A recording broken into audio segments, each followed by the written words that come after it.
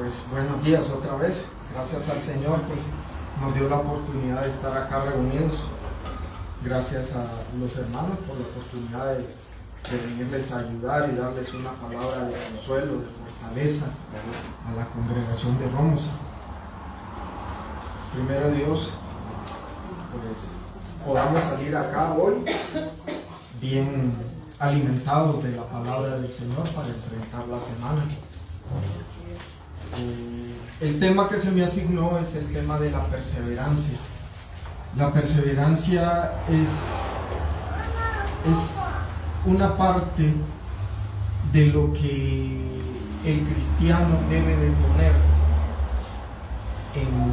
en funcionamiento por su beneficio espiritual. En Mateo 26:41 el Señor le dice a sus discípulos la noche en que fue entregado: velen y oren para que no entren en tentación. El espíritu a la verdad está dispuesto, pero la carne es débil. Esta palabra velad y orad está, si la analizamos gramaticalmente, está en modo imperativo, o sea, como un mandamiento. Velen y oren. Esto es lo que deben hacer por ustedes mismos. Lógicamente, en ese momento el Espíritu Santo pues no había venido, y entonces los apóstoles pues tenían sus problemas. Nosotros ya tenemos, se supone, el Espíritu Santo. Amén. Y por ende, pues la orden, el mandamiento de velar y orar debe ser imperativo en nosotros, porque así lo ordena el Señor. Ese mandamiento no solamente era para los tres que estaban ahí dormidos, sino también para nosotros. Amén. Hay unos textos que son paralelos, de acuerdo a la idea. Tal vez alguien me quiera ayudar con Lucas 18:8 y otra persona 21:34. En griego la palabra para perseverar es upomene. Tiene sus conjugaciones en esforzarse, en agitarse, en todo lo que represente. ¿Qué pasó?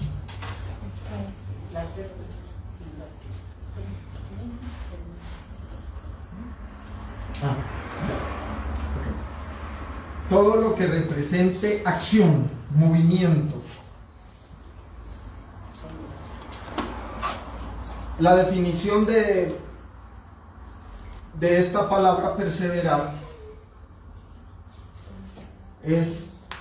se conoce como perseverancia a la duración permanente o continua de una cosa, o la firmeza y constancia en una acción. El término perseverancia proviene del latín perseverantia. La perseverancia es sinónimo de constancia, persistencia, firmeza, dedicación y tesón.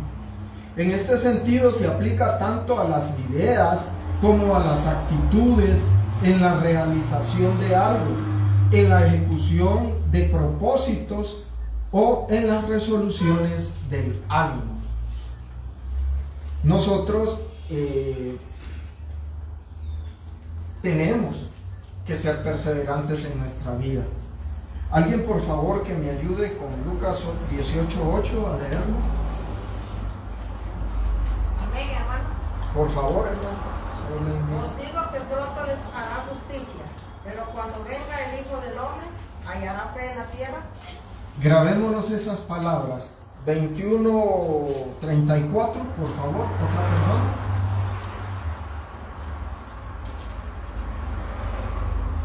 Amén. Por favor. Mirad también por vosotros mismos, que vuestros corazones no se carguen de glotonería y embriaguez, y de los afanes de esta vida, y venga de repente sobre vosotros aquel día. Tomemos en cuenta una cosa. Los escritores evangelistas, cada uno con su visión personal, nos quieren en estas palabras transmitir el hecho de que si nosotros no perseveramos en nuestro camino cristiano, van a haber consecuencias negativas. Acordémonos de que el Señor, hablando del día del juicio, dice: y vendrán muchos y me dirán: Señor, en tu nombre predicamos, Señor, en tu nombre evangelizamos, Señor, en tu nombre hicimos, Señor, en tu nombre tornamos. Y no los conozco, lo siento mucho. Entonces, debemos de cuidar mucho, y yo pienso que, pues, con mucho cuidado. Meses atrás he tenido unas pruebas muy fuertes. Mi esposa y yo hemos tenido unas pruebas muy fuertes y hemos tenido que perseverar en la oración, en la lectura, porque si no, no pasábamos. Y mi preocupación era que no pasáramos. Hay veces nos tocan pruebas fáciles, hay veces nos tocan pruebas muy difíciles. Muy difíciles. Una vez escuché a un predicador evangélico diciendo de que, de acuerdo a la preocupación de tu crecimiento espiritual, así va a ser de poderoso el demonio que se te asigne para hacerte la vida imposible, para tentarte. Si no creces, si estás calentando bancas, si no perseveras en tu vida espiritual, el diablo no te va a poner mente. Ya le estás haciendo su trabajo. No lees la Biblia, no oras. Algunos que quieren ayunar no ayunan. Pues, es que yo voy los domingos, voy los miércoles, voy los jueves. El resto del tiempo, con la Biblia ya tirada en un rincón, en la casa. Pues yo tengo muchas cosas que hacer, la verdad no me da tiempo de estar leyendo la Biblia. Mi trabajo, tengo que distraerme, ¿no? Pues no voy a vivir encerrado en la casa, tengo que salir, distraerme. En un orden de prioridades, el crecimiento espiritual de la mayoría de los hermanos de la Iglesia de Cristo en las iglesias por donde yo he ido, las congregaciones, es al 50%, al 40%, al 30%.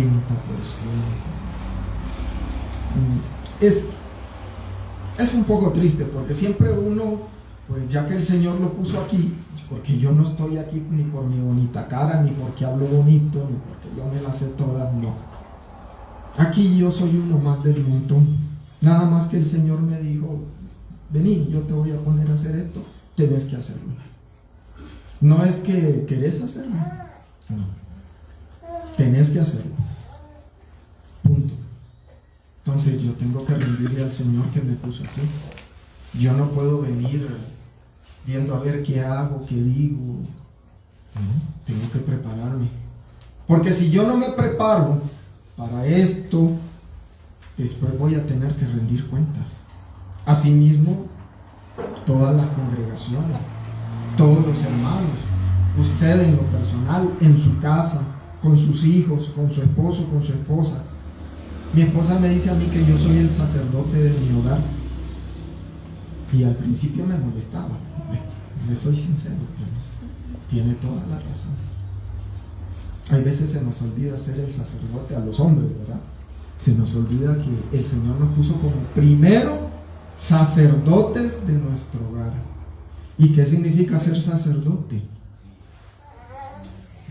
Pues tener, yo lo pongo así como meter la cabeza debajo de una guillotina y sostener la cuchilla con una mano. El día en que se canse la mano, la guillotina cae, la cuchilla cae. ¿Y sobre qué cae? Sobre el cuello del hombre. Entonces, primero, tanto el apóstol Pablo como el apóstol Juan en la revelación nos dicen de que nos ha hecho reyes y sacerdotes. Pero sacerdotes, ¿para quiénes?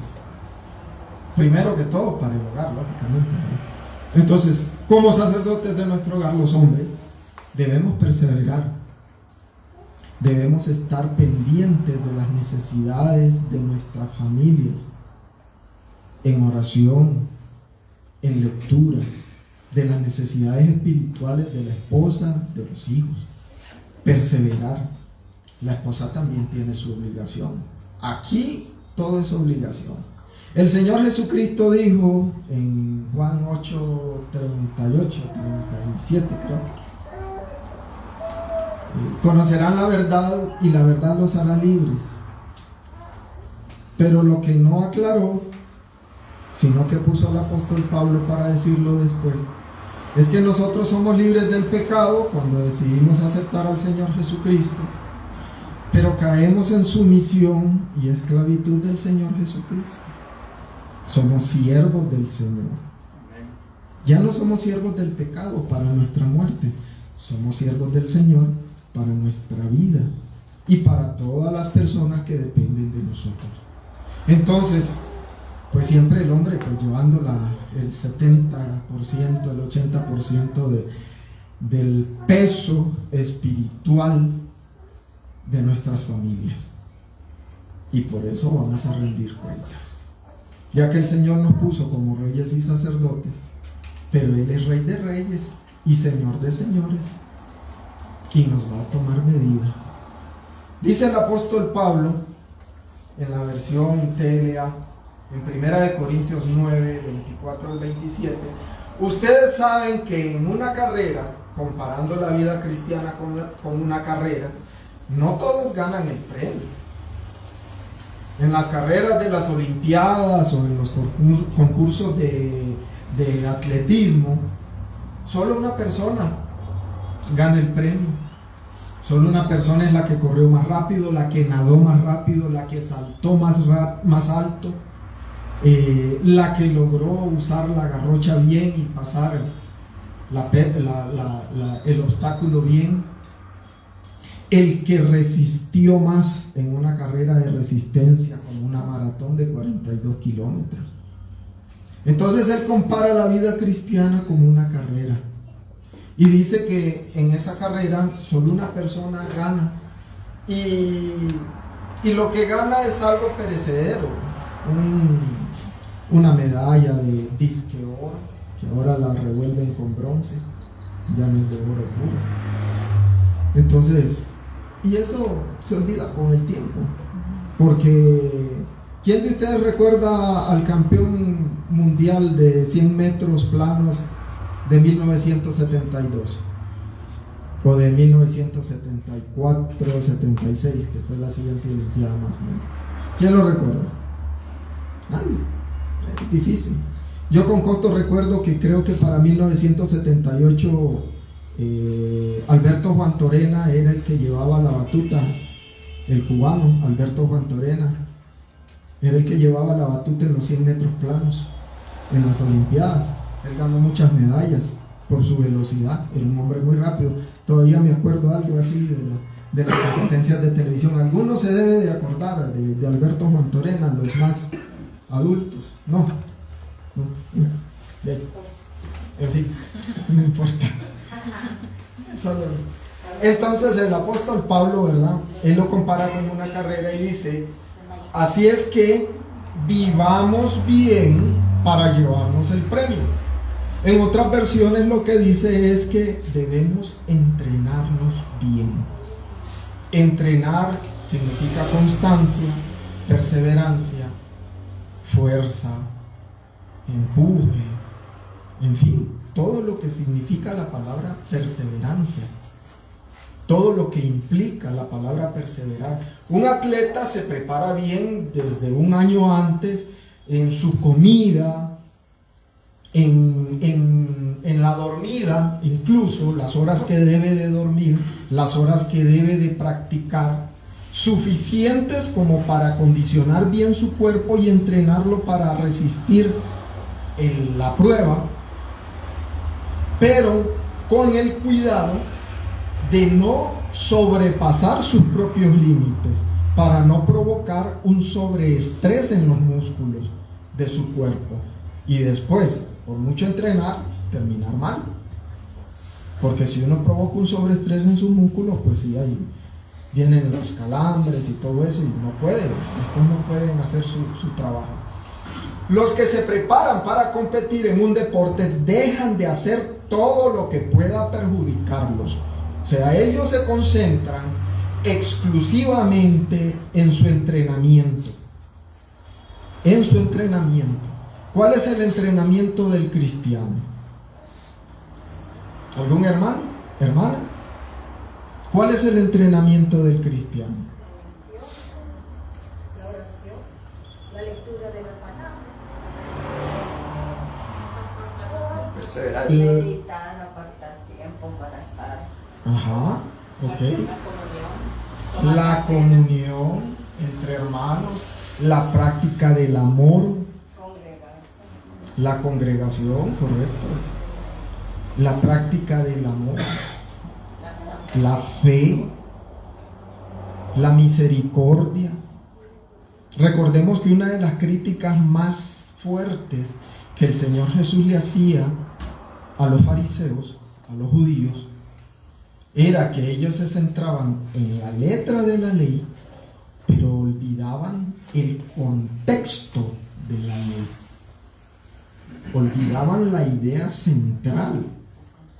Ya sea que no la entendían o no la querían entender.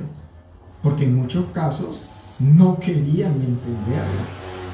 Porque el Señor Jesús les decía, vean, está escrito tal y tal y tal cosa. Y ustedes me piden a mí que yo haga señales, que yo muestre esto. Pero si Moisés les dijo, Moisés escribió de mí, y ustedes no vienen a mí. ¿Por qué no querían venir a mí? ¿Por qué no quieren venir a mí? Porque no son de los míos. El que no persevera, el que no hace lo que tiene que hacer para conservar su vida cristiana, sencillamente es un campo fértil para el diablo. Es un campo fértil para el diablo. Y créame que va a vivir una vida feliz. Se va a congregar los domingos, se va a congregar los lunes, los miércoles, los viernes, los sábados, va a venir, va a ofrendar, va a pasar la cena del Señor y todo, feliz de la vida. En su casa nadie le molesta, viven tranquilos. Pero al final va a ser el llanto, hermanos, por vivir esa vida tan tranquila que supuestamente nos da el Señor.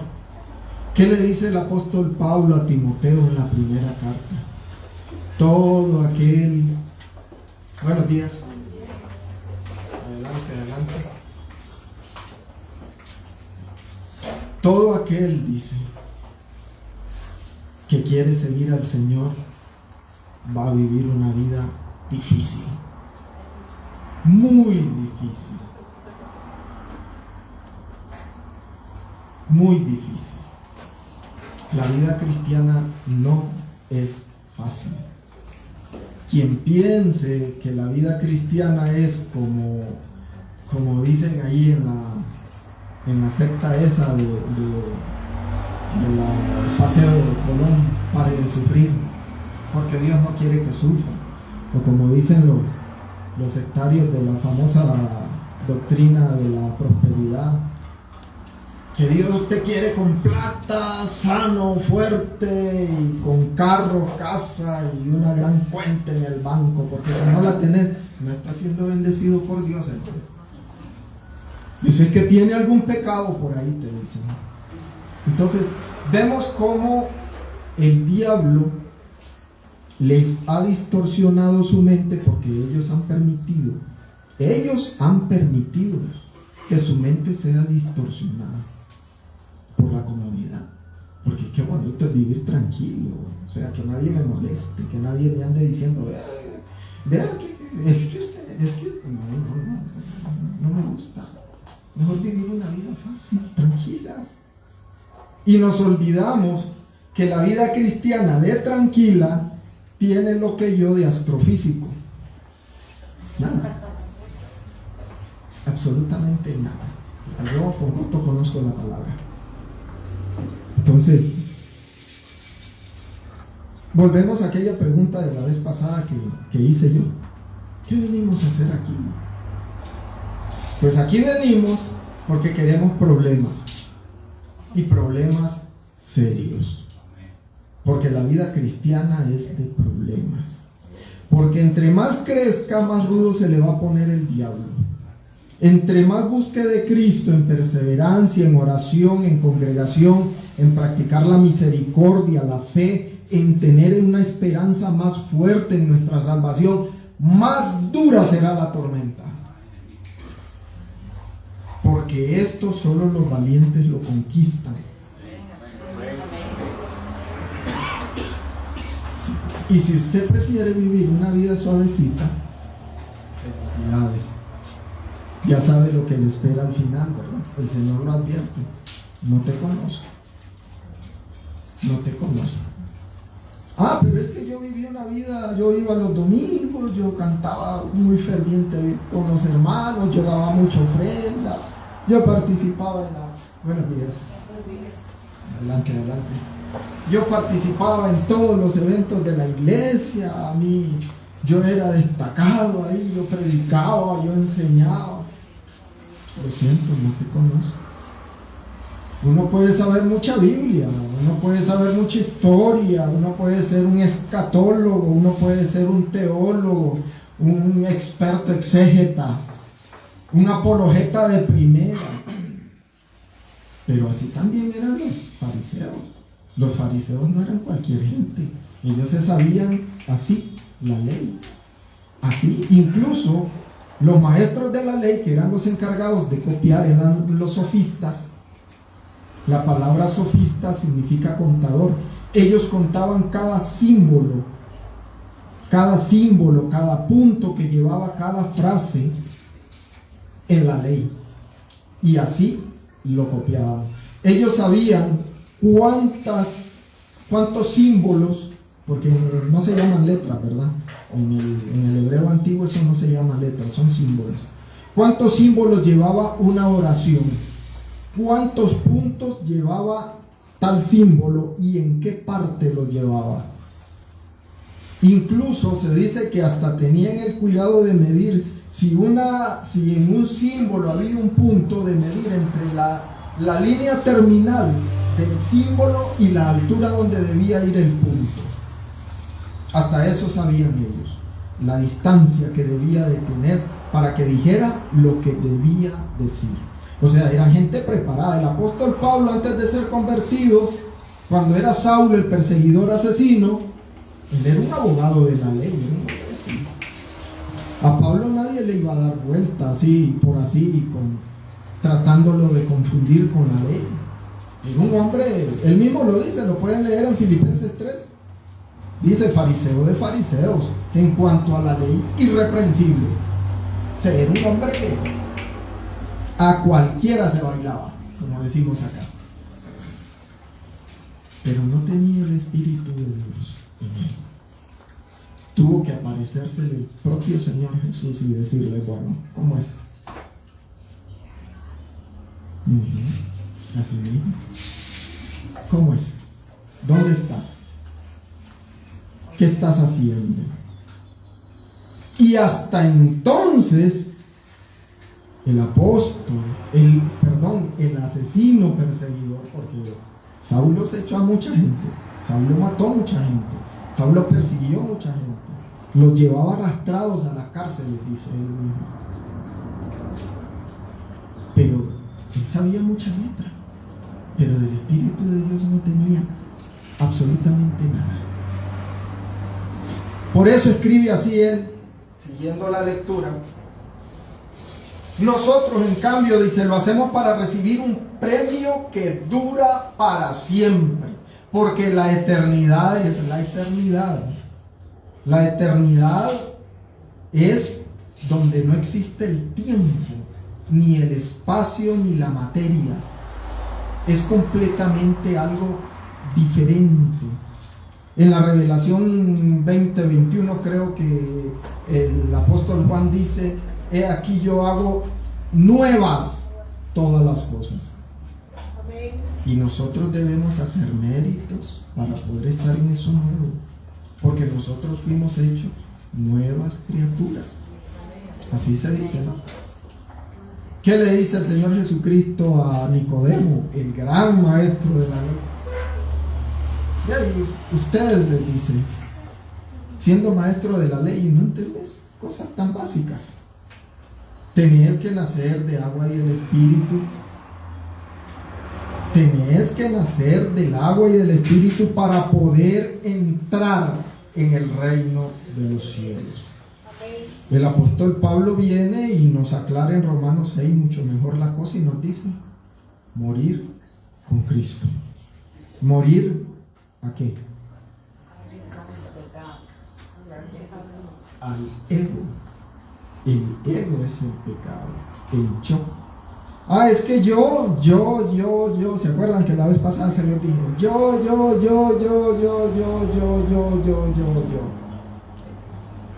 Uno tiene que morir al ego, porque el ego es nuestro primer y más fuerte enemigo. La muerte significa el desprendimiento del alma del cuerpo físico. La muerte en Cristo significa de que yo se murió, mas ya no vivo yo, sino que es Cristo quien vive en mí. Y la vida que ahora vivo, la vivo por la misericordia que el Señor tuvo conmigo. Y me llamó y me amó. O sea, no es porque yo me lo ganara. ¿Qué podemos hacer nosotros por nuestra salvación? ¿Qué podemos hacer? ¿Podemos dar algo para ganarla? Para que el Señor diga, no, bueno, sí, este carajo, qué buena gente es, yo se la voy a dar. ¿No? Entonces, yo me esfuerzo, dice, por recibirlo. ¿Pero qué vamos a recibir? ¿La salvación o el premio? No, el premio, ya somos salvos. Ya somos salvos, si no, no estuviéramos aquí. Estamos luchando por el premio, porque ya el Señor Jesús nos salvó. Por alcanzar ese nuevo mundo.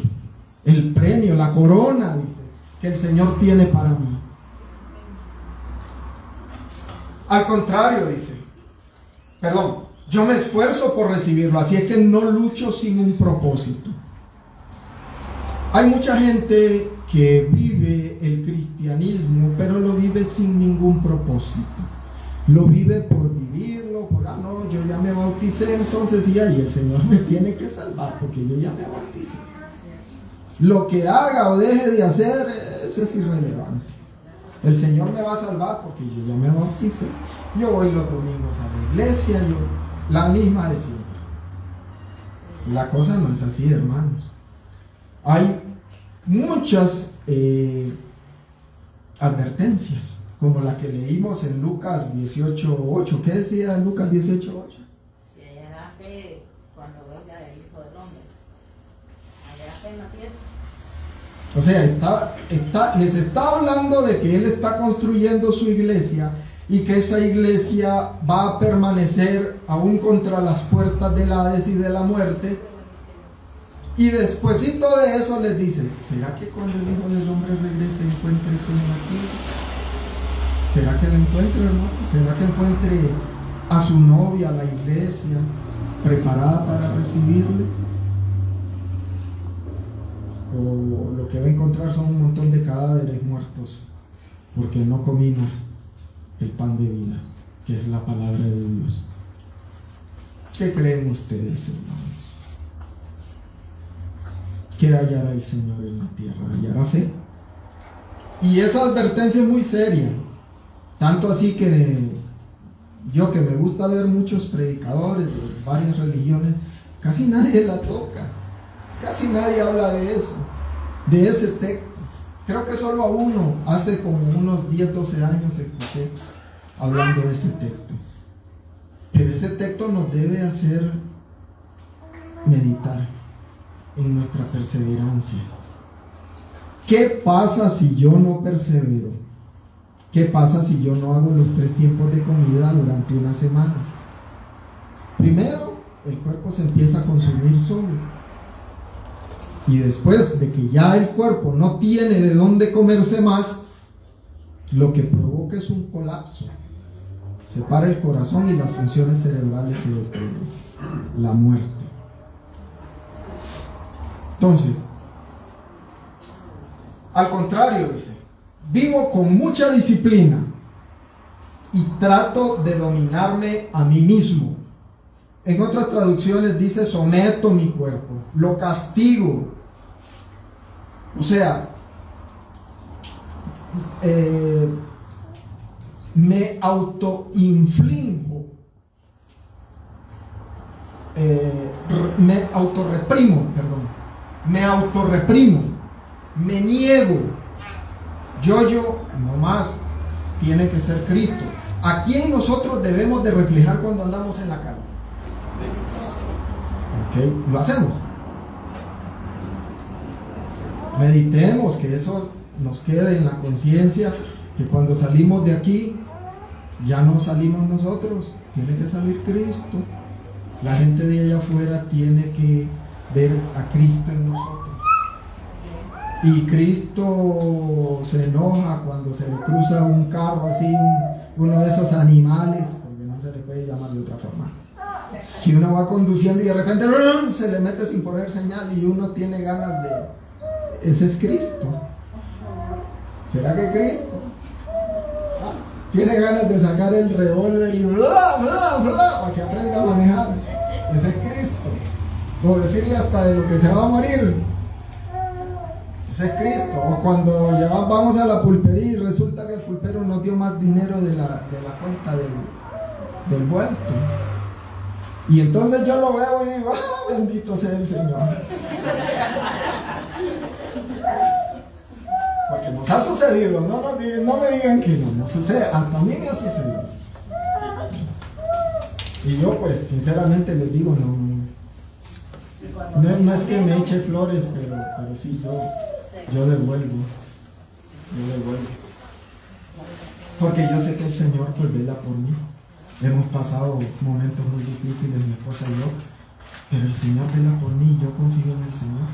Aunque no tengamos ni que llevarnos a la boca ese día, pero yo confío en el Señor.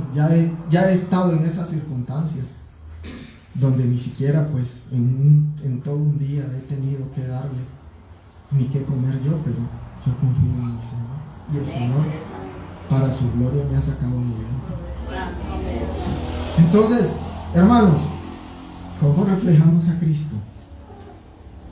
Pablo dice, yo golpeo mi cuerpo, dice, yo lo sacudo, lo domino, para que yo no resucite más. Porque yo siempre va a estar, yo no se va a morir. Yo siempre va a estar, siempre va a querer sobresalir, porque yo tiene un aliado. ¿Quién es el aliado de yo? Ajá, correcto. ¿Y Satanás nos va a dejar en paz? Ok. ¿Quién debería de temer en esta lucha? ¿Satanás o nosotros? Nosotros. Perdón, disculpen. El apóstol Pablo dice de que el Señor nos ha dado un espíritu de fortaleza. Si nos ha dado un espíritu de fortaleza, ¿por qué le vamos a tener miedo al diablo? De dominio propio. Dice que el diablo ya está vencido, lo dice el apóstol Pablo. El apóstol no creo que haya dicho eso porque, por poner algo ahí, por darles aliento ahí, para que crean en algo. No, eso fue inspiración del Espíritu Santo. Si ahí está escrito es porque el Espíritu Santo quiso que eso estuviera ahí. ¿Cómo vamos a tenerle miedo al diablo, hermanos? No. Resistid al diablo y el diablo huirá de ustedes, dice el apóstol Pablo. Entonces, ¿cómo le vamos a tener miedo al diablo? Cuidadoso. No, pues sí, yo por ahí que dijo nosotros. Ok. Vamos a tomar en cuenta algunos elementos. Pues hay más, pero yo solo puse 3. La clave para ganar la carrera espiritual no es la velocidad con que lo hacemos, sino la constancia, la perseverancia. Porque es mejor hacer las cosas lento pero bien que buscar cómo ser Niki Lauda a 230 kilómetros por hora y terminar estrellados. Es mejor despacio pero con buena letra. Que me duermo leyendo la Biblia, eso a todos nos pasa. A mí me ha pasado, me pasa todavía hay veces.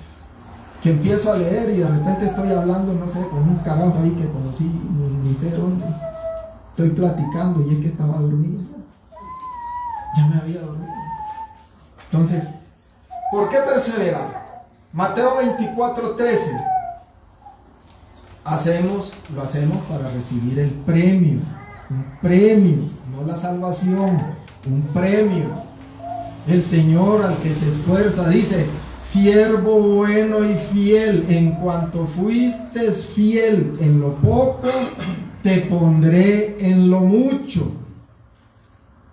Señor, mira, aquí me diste 5 talentos, pero yo vine, los invertí y ahora tengo 10.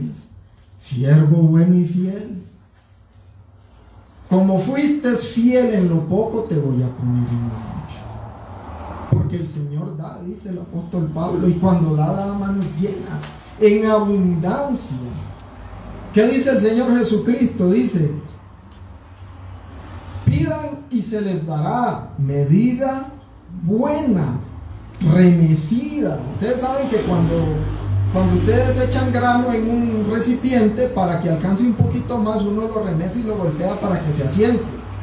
Entonces eso mismo dice el Señor: se les dará una medida buena, grande, remecida, para que tengan de sobra. El Señor no da migajas, cuando Él da, lo da en abundancia. Y más si le pedimos de su Santo Espíritu, que es nuestro alimento.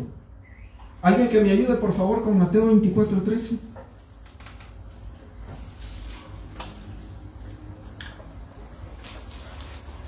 Y otras 2 personas por favor me ayudan con 2 Corintios 4, 16, 18 y Hebreos 12, 1 al 3. Después vamos a ir con esas 2. Así Amén. rápidamente. Amén. Por favor, hermana, gracias. 24:13, ¿verdad? Así mismo. Mas el que persevera hasta el fin, este será salvo. Vean, en ese momento el Señor Jesucristo les está advirtiendo acerca del fin de los tiempos. Ese texto es tanto histórico como escatológico, porque habla tanto de lo profético y escatológico.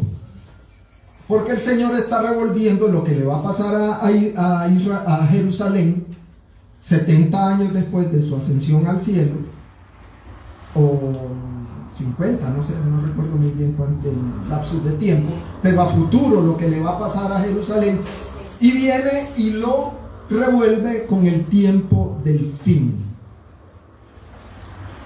Ustedes no van a tener una vida tranquila por seguirme, les dijo. A ustedes lo van a perseguir y ustedes van a hablar pestes. A ustedes lo van a intentar matar y a otros lo van a matar. Y muchas veces, en muchas ocasiones, quienes los maten a ustedes van a pensar de que le están haciendo un favor a Dios. Ya quitamos esta peste que está contaminando, decían los fariseos, cada vez que mataban a un seguidor del Señor. Lo vemos en el caso de Esteban.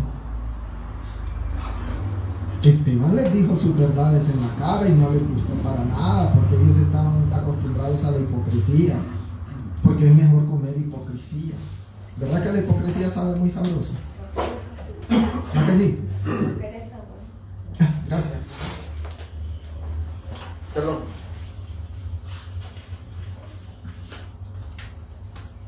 Gracias. La hipocresía sabe muy sabroso. Muy sabroso.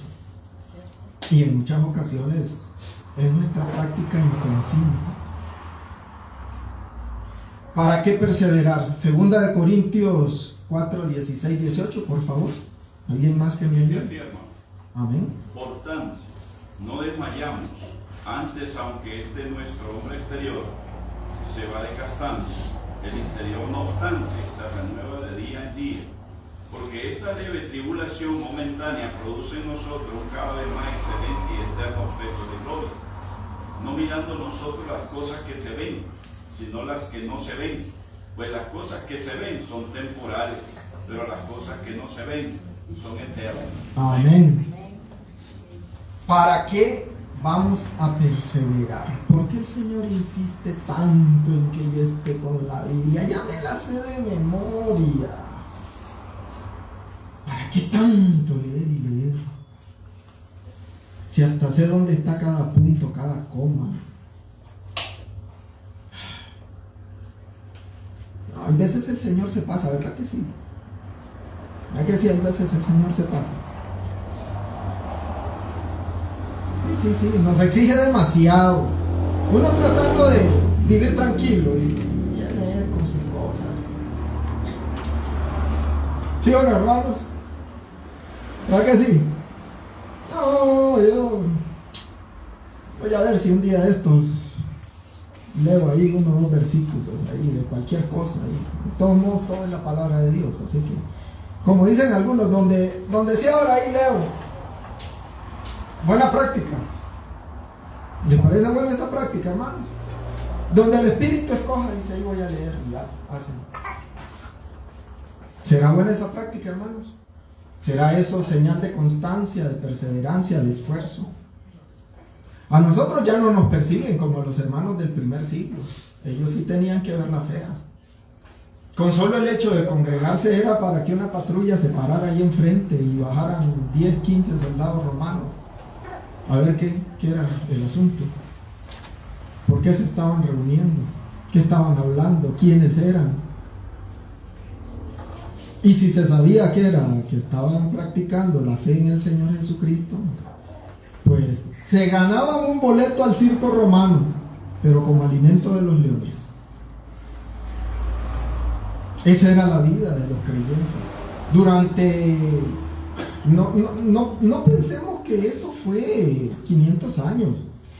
No. Recordemos que el heredero, la secta heredera del Imperio Romano, nos siguió persiguiendo por más de 1000 años. Nos sigue persiguiendo. Bueno, ahora ya casi no nos mata, solo cuando necesitan. Pero la secta heredera del Imperio Romano persiguió a la iglesia durante más de 1000 años. Aparte del tiempo del Imperio Romano cuando existió, ¿verdad? Porque la iglesia de Cristo no tiene una historia como decir los moravos, que son una de las sectas más antiguas después de la apostasía romano-católica. Porque no tiene historia la iglesia de Cristo. Porque no tiene una historia como los bautistas que salieron de los ¿cómo era que se llamaban? Anabaptistas. No. Los bautistas salieron de los puritanos. Los bautistas salieron de los puritanos. Los anabautistas salieron de los anglicanos. Según la historia, ¿no? Puede ser que me equivoque también. Pero sí, los bautistas salieron de los puritanos. Entonces, ¿por qué la historia de la iglesia de Cristo no aparece en ningún libro? Por la persecución. Sabemos que las iglesias evangélicas salieron de la secta romano-católica. Y a ellos también, a ellos se les persiguió, mataron mucha gente, hubieron muchas guerras. Pero esa era la voluntad de Dios, esa era la forma de perseverancia. Nosotros hemos vivido prácticamente ocultos y hasta ahora pues llevamos 2-3 siglos, ¿verdad? Más o menos, hermano. Ya de que se nos conoce en el mundo. 2-3 siglos de la iglesia católica, de la iglesia de Cristo. Ya formando congregaciones sin persecución. Poco a poco. ¿Por qué? Por la perseverancia de algunos. De algunos que no se rindieron. De algunos que no dijeron, qué aburrido, muchos nos persiguen, nos están matando, para que esto no es vida. Hermanos, hay que perseverar. Hay que perseverar porque recordemos que separados de Cristo nada somos. Si no perseveramos, nos separamos. Si no nos alimentamos de la vid, que es la fuente de vida eterna, nos secamos. ¿Y qué sucede cuando se seca una rama? Se corta y se echa al fuego. El Señor no nos dejó, a ver, juéguensela ahí a como puedan, no. El Señor nos alista, nos prepara, nos deja instrucciones, nos deja incluso armamento. Nos deja armamento. Tenemos que luchar con armas. Si vamos a luchar con armamento. No podemos luchar con las manos. Nadie llevaba una guerra a mano pelada. Nadie va a una guerra a mano pelada. El que va a una guerra va con armas, porque va a matar o a morir. A eso se va la guerra. Ese es el sentido de la guerra. Y nosotros estamos en guerra. Que no se les olvide. Estamos en guerra. La vida de nosotros es una guerra constante 24/7. Velad y orad en imperativo. Es un mandamiento, no es una opción. Velen y oren, porque si no velamos y oramos nos vamos a secar. Si no leemos la palabra, que es la fuente de nuestra vida, que es lo que nos hace perfectos, según lo que dice el apóstol Pablo a Timoteo en 4:16, ¿verdad? Primera de Timoteo 4:16, toda la escritura es inspirada por Dios y es para hacer del hombre perfecto, completamente preparado. ¿Preparado para qué? Para la guerra. Hermanos, estamos en guerra, no se les olvide. Estamos en guerra.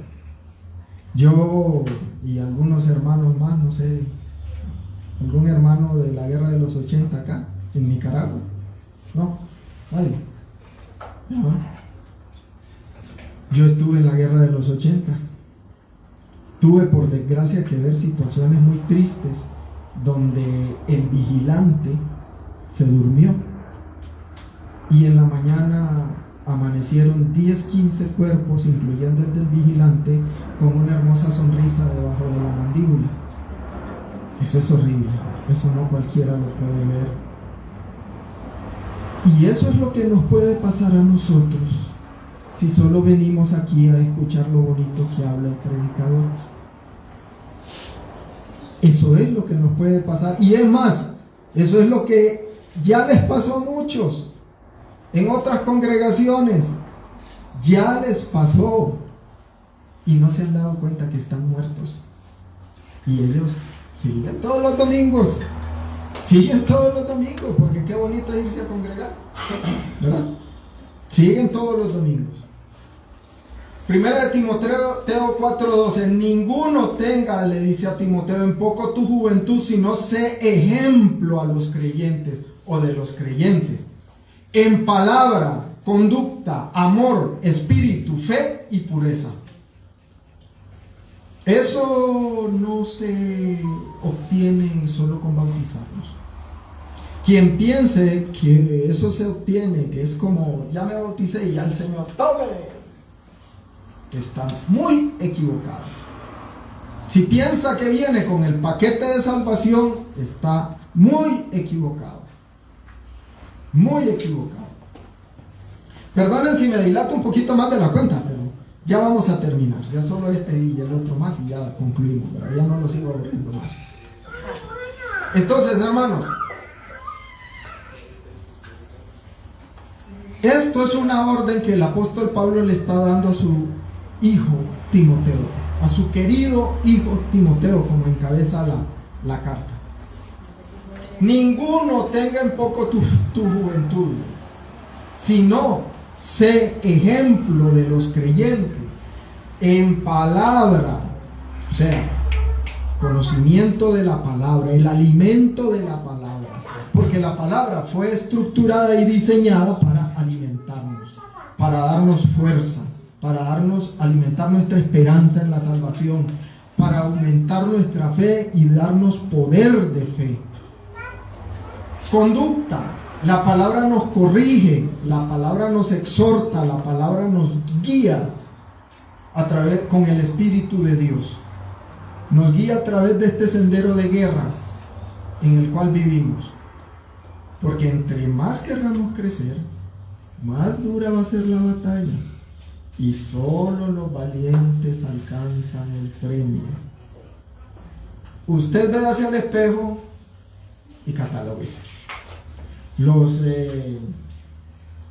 monjes budistas, los más ancianos, cuenta una leyenda que una vez iban un grupo de budistas a congregarse a un lugar, a uno de sus templos, y en el camino se encontraron 3 jóvenes budistas con un anciano budista.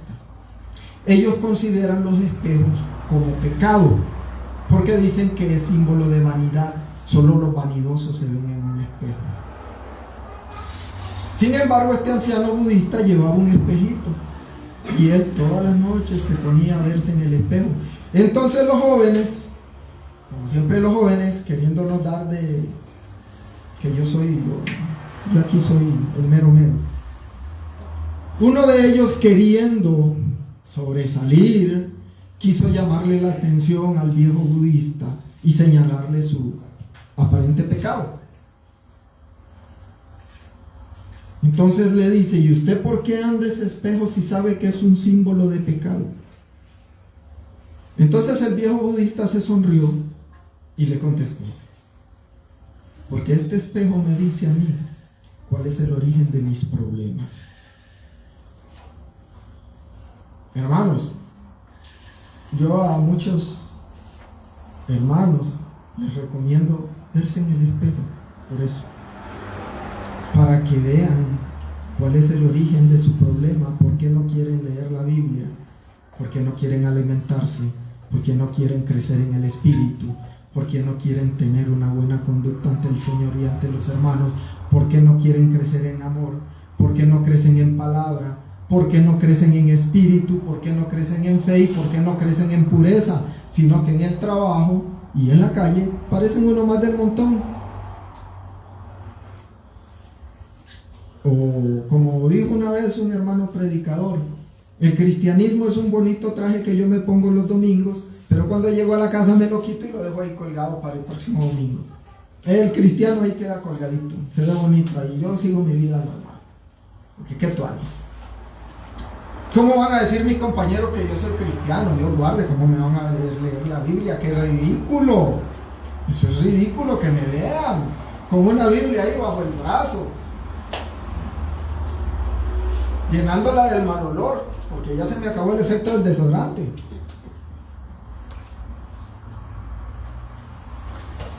A eso nos llama el Señor, a aparentar lo que no debemos ser, a aparentar lo que fuimos, el hombre muerto, con sus vicios, con sus mañas, con su hipocresía.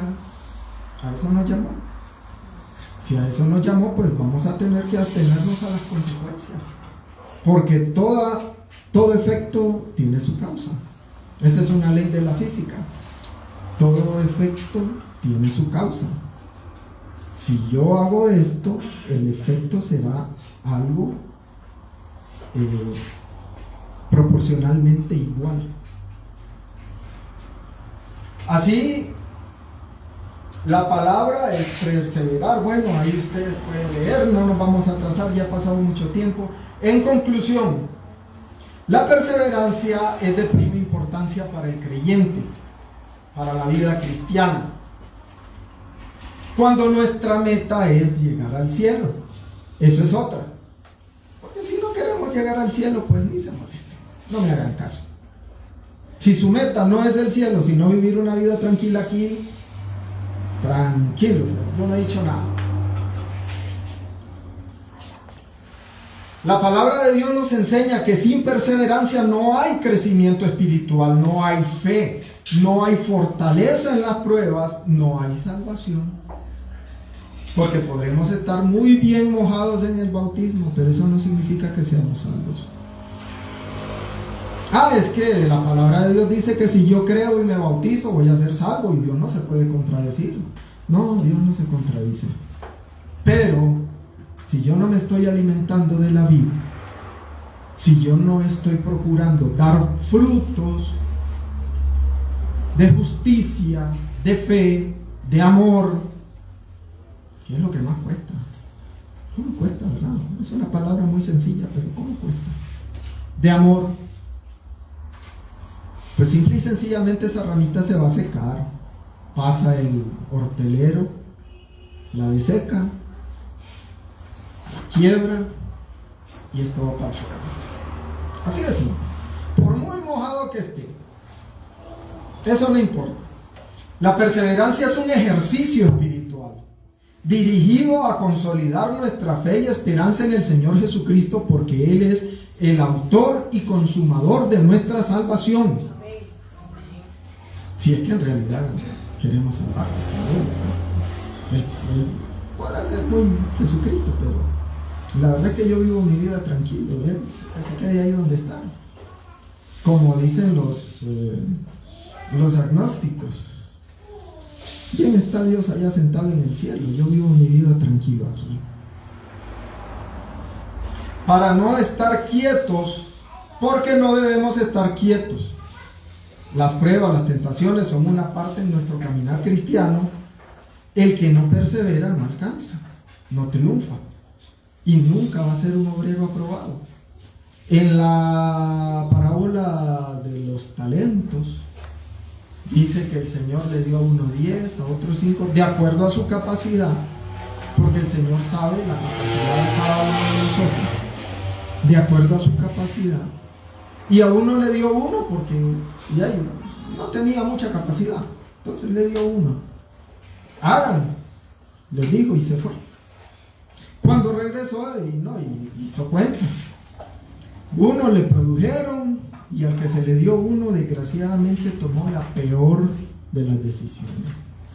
Guardar su fe, guardar su amor, guardar su perseverancia, guardar su imagen de Cristo que debía darle al mundo, guardar su testimonio que debía ser su firma como cristiano. Él lo guardó todo bien dobladito ahí en un lugar donde no estorbara y esperar. Bueno, Señor, aquí está, mira, como esto era tuyo, tomá, esto es tuyo. No es mío, es tuyo. Como yo sé que sos un hombre severo, pues ¿para qué me voy a meter en problemas? No voy a hacer, ¿verdad? Entonces, tomá, esto es tuyo, no es mío. Hermanos, cuidado, estamos cayendo en ese error de pensar de que como Jesucristo es el autor y consumador de la fe es de Él. No, la fe es nuestra. Es un don que Él nos da, porque la fe es un don de Dios. Pero Él está esperando que hagamos algo con eso.